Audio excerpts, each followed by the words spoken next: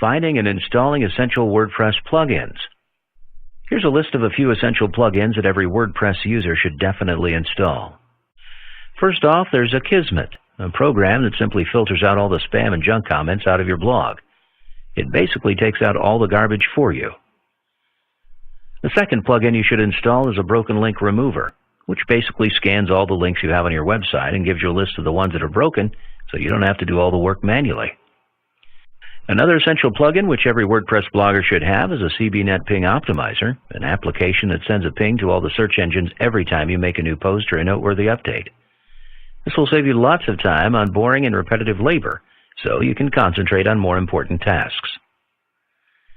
If you're not too keen on configuring the SEO of your website by yourself, then you should definitely consider installing the All-in-One SEO Pack, which is basically a plugin that does all the boring SEO stuff on your webpage for you. All you need to do is simply fill out the basic form that will give the plugin all it needs. If you want to increase the number of real comments on your blog, then you should look into installing Comment Love, a plugin which allows users to post comments to display a link back to their last blog post. If people are going to have the opportunity to direct attention to their own blog through yours, chances are they'll be paying more attention to it.